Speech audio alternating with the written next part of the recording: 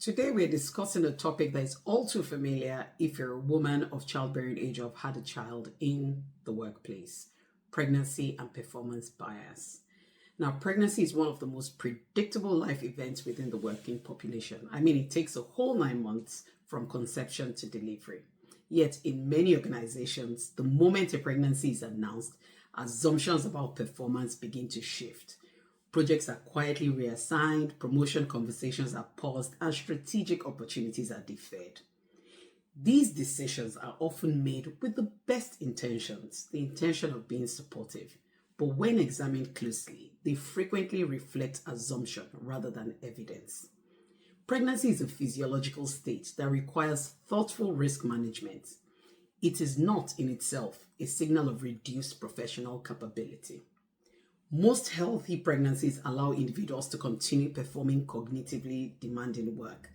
Energy levels may fluctuate, particularly in the early and late stages of pregnancy, and some physical adjustments may be required depending on the nature of the role.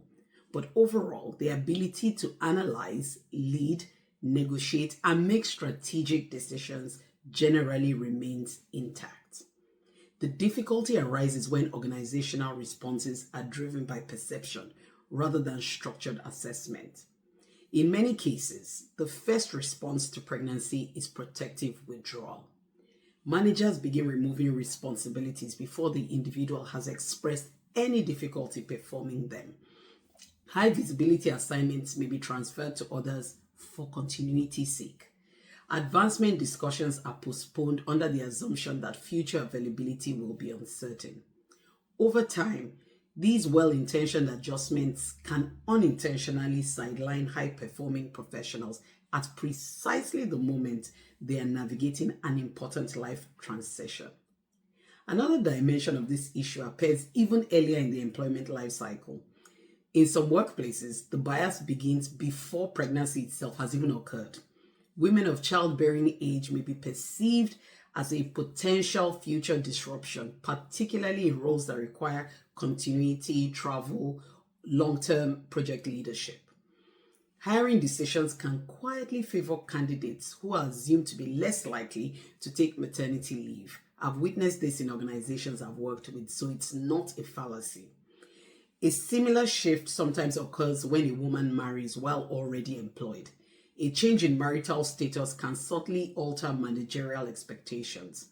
Questions begin to surface about future family plans, possible maternity leave, or perceived changes in availability. None of these events may even be imminent, yet the perception alone can begin to influence how opportunities are allocated. These assumptions are rarely expressed directly. I dare say they aren't even made consciously, but they can shape decisions about hiring, promotion, and leadership exposure. Over time, the cumulative effect is that some women encounter career slowdowns, not because of pregnancy itself, but because of the possibility of pregnancy. Unfortunately, this introduces distortion in talent management. Capability becomes secondary to speculation. Leadership potential is evaluated through a lens of hypothetical disruption rather than current performance. When this dynamic becomes embedded within organizational culture, the leadership pipeline can begin to narrow long before any actual workforce planning issue arises. And this is where performance bias becomes most visible. Pregnancy becomes interpreted as a signal of declining commitment or reduced capacity, even when performance indicators say otherwise or remain even unchanged. When organizations operate in this way, several risks begin to emerge. First, there is the risk of talent leakage. Many women who experience sidelining during pregnancy return from maternity leave to find that their career trajectory has slowed considerably. When opportunities appear to have moved forward without them, some begin to reconsider their long-term future within the organization. Second, there is a loss of leadership pipeline stability. Women in mid-career stages often sit at critical points in succession planning. So when progression stalls during pregnancy and maternity transitions, the leadership pipeline becomes less predictable. The third problem is that there are legal and reputational considerations. In the UK, Nigeria, and many other jurisdictions, pregnancy and maternity are protected characteristics. Decisions that unintentionally disadvantage pregnant employees can carry legal implications when they are not supported by objective evidence. So there has to be proof of declining abilities and capabilities. From a systems perspective, these outcomes rarely arise from deliberate exclusion, as I said earlier. More often, they reflect the absence of structured decision-making frameworks. Managers are left navigating pregnancy announcements without a clear organizational guidance, or in the absence of structure, assumptions fill the gap. A more effective organizational approach begins with evidence-based risk assessment. There are occupational health frameworks that already provide well-established guidance for managing pregnancy at work. These frameworks focus on evaluating the specific demands of the role. They also focus on identifying potential risks to maternity health and implementing proportionate adjustments where required. In many professional environments, the adjustments required are modest. Flexible scheduling may be helpful during periods of fatigue. Reduced travel may be appropriate in later stages of pregnancy. Physical workplace adjustments may be necessary as well in certain settings. What these frameworks do not require at all is the removal of intellectual responsibility or leadership visibility. Cognitive performance is rarely the limiting factor during pregnancy.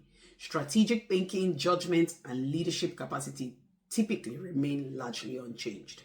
This is why structured assessments are extremely important, and the organization has to have guidance on how to move. When decisions about workload or responsibility are based on objective evaluation rather than assumption, individuals can maintain continuity in their professional identity. Their contribution remains visible and their trajectory remains intact. So leadership accountability in this area usually requires clarity. Senior leaders and HR teams should consider several questions when dealing with pregnancy in the workplace. Do the managers understand how to conduct pregnancy-related risk assessment appropriately? Are decisions about workload adjustments documented and evidence-based? Is career projection paused informally during pregnancy, even when the performance remains strong? And most importantly, are organizations actively planning for continuity during maternity leave in a way that protects both the operational needs and the individual's career momentum? Ultimately, managers can choose to view maternity transition as a disruption or as a structured phase within a long professional career. It's up to you. However, I believe that approaching this thoughtfully establishes clear pathways for pre-maternity planning, maternity leave cover, and return to work reintegration. Making these processes transparent reduces uncertainty for both the individual and the organization, so one person doesn't feel favored above the other. Pre-maternity planning will also allow leaders to maintain visibility in key initiatives before their leave begins. So structured handover processes protect project continuity without erasing the original leader's contribution. Return to work frameworks also ensure that individuals re-enter roles with clarity about the expectations, the opportunities, and the development pathways. This approach that I've suggested acknowledges a simple reality that pregnancy represents a temporary phase within a long professional lifespan.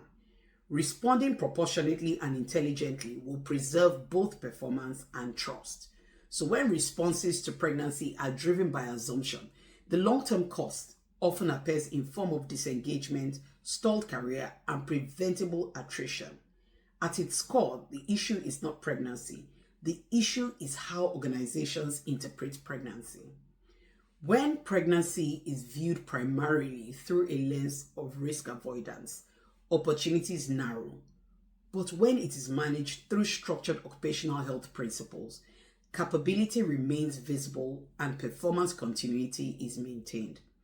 So modern organizations should focus on sustainable leadership pipelines, and the objective is straightforward.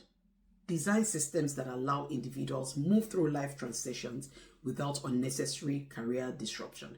And this applies to every other thing, but today we're discussing pregnancy. So pregnancy is a normal part of the workforce demographics. With thoughtful management, it does not need to interrupt leadership development or strategic contribution. In fact, organizations that handle this phase well often strengthen trust within their workforce. Professionals who feel supported through their major life transitions are more likely to return engaged, loyal, and committed to long-term leadership roles because they recognize that they're important to the organization. Pregnancy should be approached as a workforce planning consideration, not as a performance liability. And when organizations design appropriate frameworks accordingly, both the people and the performance will continue to move forward.